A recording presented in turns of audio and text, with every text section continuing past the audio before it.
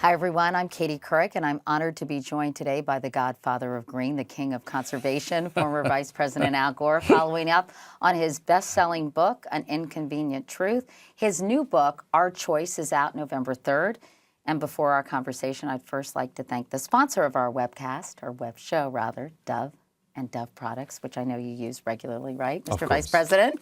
How are you? I'm fine. Thank you for having me on the show. Well, it's very nice to see you. You know, I know it's been a little over 3 years since the release of An Inconvenient Truth. Do you think things are getting better or worse? Well, the environmental problem is getting much worse. The climate crisis has been getting worse steadily because we put 90 million tons of global warming pollution into the thin shell of air surrounding the planet every 24 hours, and that's been continuing, and the concentration's been building up. So that's been getting worse. The movement toward a political consensus around the world that we have to act to solve this crisis has also been moving, but it has not yet crossed that tipping point beyond which governments around the world agree we've got to act, and we've got to get this treaty, we've got to put a price on carbon, we've got to start reducing this pollution dramatically. But we're getting closer and closer to that point. How do you get to that tipping point? How do you finally change the balance of things? Well, I've come to think that it has one thing in common with the civil rights movement many years ago here in our country, in that it came from the people in a grassroots up movement rather than principally from elected leaders. We're fortunate to have some elected leaders who are doing a lot and providing leadership, but the key to solving this crisis, because the causes are so pervasive, is to have a strong grassroots consensus that we have to act. We have a moral obligation. Because you've said the facts aren't enough, just putting out the facts. Right. There are values at stake that we have to defend. All of us have benefited greatly from the sacrifices and hard work from previous generations. And if we decide to just reap the benefits of all that came before us and keep it for ourselves and say we don't care about what happens to those come after us, that's an immoral conclusion.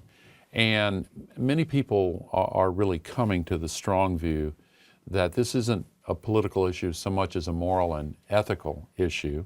And a lot of people throughout the world, and especially in our country, are now beginning to stand up and say we've got to act. Having said that, it seems to me part of the problem is our society is increasingly one that requires instant gratification. And to get people to understand the consequences of a certain behavior or action in the long term is very difficult to do, because even you write in your book about CEOs saying they would want to be more efficient and save money in the long run for their company, but not if it was going to affect the bottom line for the next quarter. 90 and that's days sort from of now. that's the mentality, isn't it? Yeah. That is so widespread, whether it's in business or just in public opinion. Yes, it is. And I have a whole chapter in Our Choice about the neuroscience of climate, and the experts have studied what it is about the way we think and the way we approach life that makes this issue very, very difficult. We are predisposed to short-term thinking. Our ancestors had to deal with certain threats that we don't really face in the modern world. But we're wired for that. But we're hardwired to react the way they do. But we also have other capacities, and we've proven it many times in the past. When we share important goals and communicate well with one another about why we have to reach those goals, we can stay on task for a long time. The great cathedrals of Europe were built by several generations who stayed on task. The religious traditions in our world, at their best, are tremendous aids in helping us stay focused on the most important values in life. So we are capable of this, and in public policy there have been historic successes. Think about the campaign against smoking, classic example. At first it didn't succeed, but then it made impressive gains. Seat belts. There are many examples of how organized, persistent campaigns have communicated that message and changed behavior as a result. You held so many summits with experts. I know I read about the process you went through to write this book, where you were, meeting with people in a number of cities, the world-renowned experts, and you took a very professorial approach to writing this book. Well, it was more of a student approach because right. Well, the I book guess is, you're right. The book is based on the insights of the leading experts in all of these various fields, who were kind and patient enough to explain it carefully and slowly to me so that I could get it in language that I can understand, and therefore gives me the ability to communicate it to others. But this book has all of the solutions to the climate crisis. And Katie, the one thing that was most gratifying to me during the 3 years I worked on this was learning that actually we have all the tools we need to solve 3 or 4 climate crises, and we only have to solve one. In the book you write, first-generation photovoltaic cells require the transformation of silicone into 1 or 2 forms, either single crystal polysilicone or amorphous silicone. Huh? I know you say that these people explained it to you. Are you concerned? Because I think one of the reasons Inconvenient Truth was so effective is that you distilled it so well and made it extremely understandable for people who weren't getting a PhD in environmental science.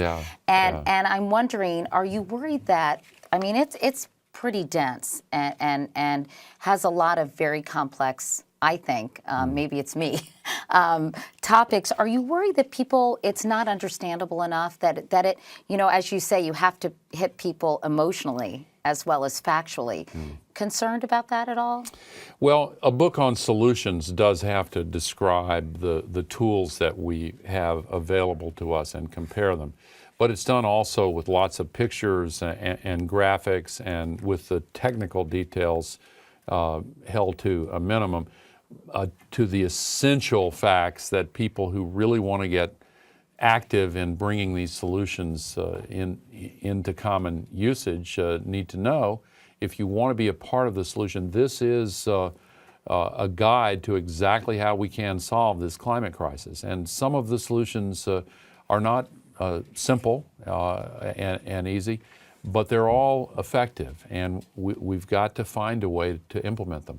In a recent Pew poll, 57% of Americans said there is solid evidence that global temperatures are rising, but that is down from 71% in April of 2008.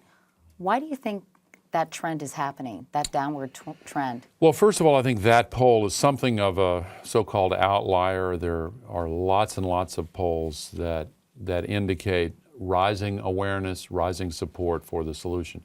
And the members of the Congress who cast what they thought were tough votes several months back when this bill was passed have found out in their polling it helped them a lot. A solid majority wants to see legislation passed, wants to see this problem solved. I think that there's a well-known pattern that when the president in office is somebody who people feel is attacking a problem, then they kind of let down their guard a little bit, and they say, okay, we'll leave that to those who are making the decisions. And of course, there's another factor. There has been a very well-financed, very well-organized campaign by some of the largest carbon polluters to try to sow doubt and to try to use confusion as a means of slowing down the process by which we put restrictions on the amount of global warming pollution that's being put up there. Do you think it's also because it's been taken off the front burner a bit in terms of legislative priorities? Obviously, it's working its way through Congress, but the obsession has been on health care reform. And perhaps this is the kind of thing that needs a constant drumbeat, a reminder to people that it exists, or they will kind of forget about it in a way, or think it's not as dire as they once did. Well, I'm very pleased that President Obama's made it one of his 3 top priorities. But as you say, the health care battle in the Congress has lasted much longer than people thought that it would, and that has pushed it farther out in the calendar, and that could be a factor. The Wall Street Journal reported in June that someone named Joanne Simpson, the first woman to receive a PhD in meteorology, doubts humans caused climate change. And a Japanese physicist who contributed to the UN climate change report calls the theory of global warming the worst scientific scandal in history. Now, these sound like pretty reputable individuals to me, and you're sighing, so apparently you don't think they are? Was that a sigh? It was sort of more of a little expression of disgust or dismay. Incredulity. The United Nations organized, along with the scientific bodies, National Academies of Science and their counterparts, the 3,000 best scientists in the world from all of the fields that are relevant to this issue. And over the last 20 years, they have conducted the most exhaustive examination ever of a challenge like this. They've issued 4 reports. They've all been unanimous, and the last one called the evidence unequivocal. Now, does that mean that there are still some people who are going to have a contrarian view? No, of course. There will still be some. But there are still some people who believe that the moon landing was staged on a movie lot, a significant percentage, as it turns out, or that the Earth is flat. But that doesn't lead public policymakers to say, oh, well, we should take both sides of that into account. In fact, the consensus on the science of global warming is as settled as it ever gets in science. I want you to explain, just give me some bullet points, if you could, Mr. Vice President, on what readers will hear about when they're reading our choice and about solutions, because it's everything from not just CO2 being a major cause of global warming to the role soil and agriculture can play in absorbing CO2. Yeah. There are many things that they'll learn about. Can you just give me some quick bullet points about what people will learn? Yeah, well, first there is a connection between the climate crisis and our economic crisis and our national security crisis that comes in part from our heavy dependence on foreign oil, the largest reserves of which are in the Persian Gulf, where there have been repeated wars. The common thread running through all 3 of these crises is our ridiculous overdependence on carbon-based fuels. We now have available to us renewable forms of energy like solar energy and wind power and enhanced geothermal power. We also have new capacities to become way more efficient in the way we use energy. And if we decide that we want to be less dependent on foreign oil and that we want to create millions of jobs, putting people to work, installing these solar panels and windmills and retrofitting homes with insulation to save people money and solve the climate crisis at the same time, the answers are available to us. We need to grab that common thread and pull it, and all 3 of these crises unravel. And one of the solutions is right in our hands, and that is to switch to renewable forms of energy. Enough sunlight, to pick one example, enough sunlight falls on the surface of the planet every 45 minutes to equal 100% of the entire world's energy use for an entire year. And the scientists and engineers have gotten a lot better at capturing and converting that sunlight into electrical current. Same with wind. For each of the last 2 years, the largest new source of electricity in the United States has been wind power. Now China has made a national commitment to lead and dominate the 21st century market for renewable energy. They're even building and financing the installation of windmills here in the United States. We need to look over our shoulder and see that they are determined to take this market. This is a way to bring our economy much more strength and put many more people to work and do the right thing for future generations. It's also true that farming does play a significant role. Restoring health to the soils means putting carbon back in the soil. The reason good soil is black is because of the carbon, and there are new sustainable agriculture techniques that make the soil more fertile, make farmers more money, and bring more CO2 out of the atmosphere into the soil. I know you want to subsidize farmers who are doing, farming with those kinds of methods, and that would be, a smart way to invest federal dollars into what they're doing. Instead of subsidizing the production of large surpluses, which drive food prices to the farmer down and hurt their income. Same thing with trees. We ought to be planting a lot more trees. Again, China, in each of the last 3 years, has planted 2.5 times more trees than the entire rest of the world put together. We can do that. There can be jobs in that as well. Let me ask you about cap and trade. Cap and trade legislation is winding its way through Congress, as you know, and that's one way for Americans to use fewer fossil fuels and improve the environment. Do you think that this is going to pass? Because there's some Democrats who are really balking at the idea of this whole cap and trade plan. Well, it has already passed the House of Representatives, and I think there's an excellent chance that it will pass the Senate before the beginning of the Copenhagen meeting this December, where all the nations of the world are due to get together on this new treaty. There has been some significant news and bipartisan support growing for this, and there are several other Republican senators who are now negotiating. They will add some new provisions to the bill. I think there's an excellent chance that it will pass. In the same Newsweek that you graced the cover, Karl Rove writes an essay, and he says that this plan will put the U.S. on a ruinous course. He cites a Congressional Budget Office report that says a 15% CO2 reduction would cost the average American household $1,600 a year. And furthermore, he claims it would shift jobs overseas because of the large, intrusive government bureaucracy this would entail.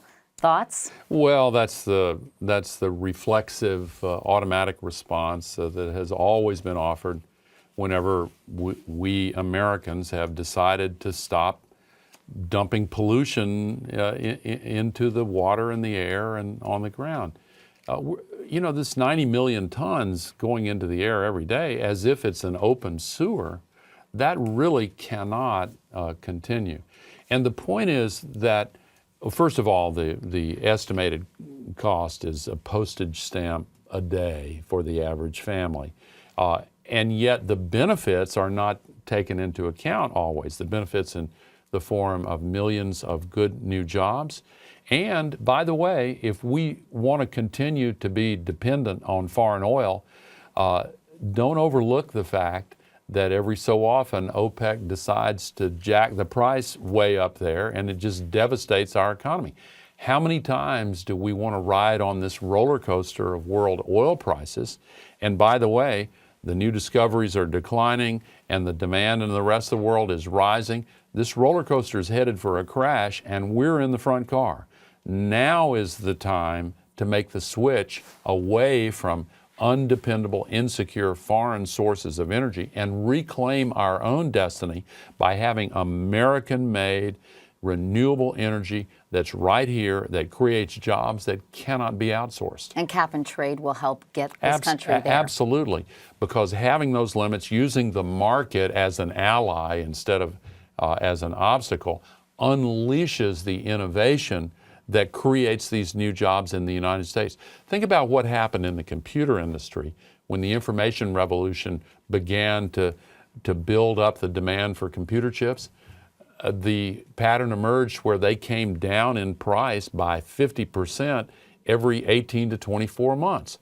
The growing demand for solar panels and some of these other renewable technologies is beginning to produce reductions in price. And if we make a commitment to get off of the dangerous foreign oil and instead go to American renewable energy, then we're going to create that same kind of demand that brings the price down and creates jobs. And limiting the use of fossil fuels in business and industry will force businesses to seek alternative sources? Well, by having new rules of the road that require for the first time that pollution is taken into account instead of dumped on the heads of our children and just we pretend it doesn't exist, even though the scientific community's practically screaming from the rooftops, you got to stop this.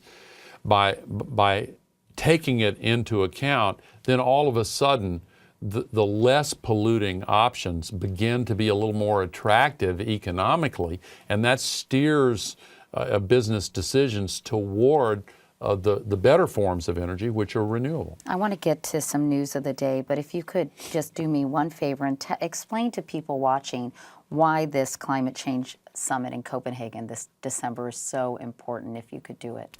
Well, number one, the leading scientists have warned for some time now that we don't have a lot of time to address this, because the levels of global warming pollution are building up to the point now where the entire North Polar ice cap's in the process of melting. Lots of areas are losing drinking water because the mountain snows and glaciers are melting. Stronger storms, deeper droughts, the other parade of horribles that unfortunately are all too real. They are signaling to us that we have got to act quickly, because if we wait until the Greenland ice cap becomes irreversible, that it melts away, or West Antarctica, then we have really catastrophic changes on the planet. And this meeting in Copenhagen is the opportunity for all of the nations of the world to get together on an agreed set of rules of the road, so that the polluters don't gain an advantage, and the competition is focused on shifting to the more responsible and less polluting ways of doing business. And you think that a treaty will be ratified this time? I do. I think that one of the keys is that the U.S. Senate pass legislation before the negotiation, as I think there's an excellent chance they will, and then we have to get a treaty, yes, that can be ratified. I was in China last week, and I heard from the leadership of China they are definitely committed to a treaty. I believe them. They have really made dramatic changes in the last couple of years in an all-out commitment to renewable energy, in building a supergrid throughout their country that can carry this renewable energy. We've started to do that now. We need to accelerate it, because some of the renewable energy is available locally, like in the desert areas of the Southwest, but we need these new high technology lines that take it to the cities where it can be used with very low losses, so that it becomes efficient and cost effective. I'm going to ask you to put your Al Gore politician hat on. Remember what that was like? No, I've lost that hat. Well, we're going to find a temporary one for you for just a few minutes, because I really want to get your views on a couple of things that are going on. As you know, big contests in New Jersey and Virginia this week, and Your home state. Yes, that's right. I was going to say New Jersey, no, but you're right, Virginia is. And many people are saying that this is a real the first referendum on President Obama. Do you think that's true? And if Republicans win in both places, what do you think that means? Well, I really don't have any skill as a political pundit. I really don't. Well, I'm not asking you to be a pundit. I'm just asking you for your views. And I'm disclaiming any expertise on that. I want to focus on the climate crisis. I know, but I know you do I don't know what the follow these outcome things. of these races will be. I have no idea, or how they would be interpreted depending on the outcome. All right. Let me ask you about North Korea. Two journalists, as you well know, who work for Current TV, Laura Ling and Yuna Lee, got into a very serious situation in North Korea in March. Were they aware they were crossing the border? Well, I'm going to let them speak for themselves, and they have done so. And in their own words, they said that they were aware, and they intended it to be a brief, very brief, and come back across. And I'm just so happy that they're released and back home safely, back at Current TV. They're very, very brave, very, very skilled. And by the way, Current TV's new Vanguard journalism unit, of which they are a part, just launched its new season. Very proud. They've done such a great job, and looking forward to more. Why was President Clinton chosen to go there? Because he had he was welcomed by the North Koreans. I'm so glad that he was willing to make that trip and secure their release. Do you think that the outcome of this might improve the very tense relationship between the United States and North Korea in any way, shape, or form? Well, I think dialogue is always good, and I think it turned out to be an opportunity for some dialogue. They're very difficult to deal with, to say the least, and no one can predict where it goes from here. but it did at least open a new avenue of dialogue. Let me ask you, if I could, Mr. Vice President, about Afghanistan, because obviously that's front and center in the news right now. And President Obama is facing some very difficult decisions about whether, not only about strategy, but about troop strength there. Do you think more troops, additional troops, will help the situation in Afghanistan? Well, I trust President Obama as he engages in this obviously very thorough and detailed review of the entire situation there. I think that's the right thing for him to do, even as the election controversy over there plays out. There are very smart people in the White House and on the national security team who are deeply immersed in this analysis. And I'm going to wait until they come out with a recommendation, and then, like everybody else, I'll evaluate how I feel about it.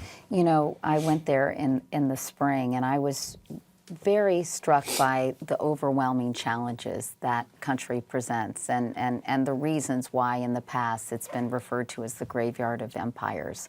Do you think it's a winnable war? Do you think that eradicating terrorists or would-be terrorists in Afghanistan and letting that country be a country of self-government and possible prosperity even, is that doable? That's one of the questions the President is focused on in his intensive review. And the question of exactly what our objectives ought to be is properly front and center in that analysis. The proximity to Pakistan and the fact that they share that wild border area complicates the analysis considerably, because it's not just Afghanistan. It's the possibility that whatever happens there could have a profound impact on how events unfold in Pakistan. So as an American citizen, I feel very good about the fact that the President is devoting such care, such time, such attention to this. Is he spending too much time? Is he dithering, as Vice President Cheney said? No, I don't agree with that at all. What did you think about him making that statement? He has a right to speak his mind. Hamid Karzai's opponent, Abdullah, has pulled out of the upcoming election. Karzai has been declared the winner. There's a lot of mistrust when it comes to the Karzai government in Afghanistan. So do you think this turn of events undermines the U.S. mission there in any way? Well, I don't know. I don't know what they'll do after this Abdullah's withdrawal. It certainly has an impact on it. And again, that's properly part of the review process that the President's now engaged in. It makes things difficult, doesn't it, though? Yeah. If the perception is that, the election was rigged or fraudulent. Well, again, that's part of this review. And I don't consider myself an expert on what the Afghan people are thinking right now about that process. Democracy is a relatively new experience for them in the present form. And the fact that the President there did agree to a runoff, notwithstanding the fact that his second place competitor decided to pull out, does say something about his willingness to respond to the charges that the election was rigged. And what happens now remains to be seen. I'll just await those events before forming an opinion on what impact it's going to have. One thing you are an expert on is the Nobel Peace Prize, which you won, and so did President Obama. And the decision was made less than 2 weeks after the election, I understand, by the Nobel Committee. How do you feel about that? Do you think he's deserving of a Nobel Peace Prize at this stage in his career or life? I certainly do. I do not know when the decision was actually made. I don't know the details of their process, but I think that his success in changing the way the United States is perceived and dealt with throughout the world has been already quite extraordinary. I was in Cairo last week, and everywhere I went, I heard from Egyptians how meaningful it was to them that President Obama had come to Cairo and addressed the entire Muslim world in such a thoughtful and sincere way. It really had a tremendous impact. I think that his efforts on denuclearizing militaries around the world and assembling an international coalition to require Iran to stop their efforts to develop nuclear weapons. I would cite those as only two of the many examples of the extraordinary progress he's made. So there's no question in your mind that it wasn't premature. No, I think it was a good decision. And finally, before you go, do you ever worry that, this has become your life's work, climate change and making people aware of the environment and then actually motivating them to act? Do you ever feel as if you'll get to a point where people might turn you off, that for you to continue sort of hammering away at this issue you might become less effective, if that makes any sense? I've never had that thought, because I don't see it as being about me at all. It's about our need to solve this crisis. This book, Our Choice, is about a comprehensive plan to solve the climate crisis. Were we to choose not to solve it, the consequences would be unthinkable. It would profoundly change our conception of who we are as human beings. How could we not care about the world we leave to our children and grandchildren and all future generations? It really is about solving this crisis. Whatever I can do to help bring about that solution is what feels like the right thing for me to do. So I haven't spent a moment thinking about the effect on me in this way or that way. If you jump the shark or anything like that? No. Do you know what that means? Yeah, of course, Fonzie. Yeah, absolutely. That's right. There's a whole website called Jump the Shark. You media people are really into that. Well, it's actually a little 5 minutes ago, that whole expression, but that's okay too. Anyway, well, thanks so much for coming in. Good luck on your book tour. And the book, of course, is called Our Choice, A Plan to Solve the Climate Crisis. Vice President Al Gore, always good to talk to you. Thank you so much. And now stay tuned for a message from our sponsor, Dove.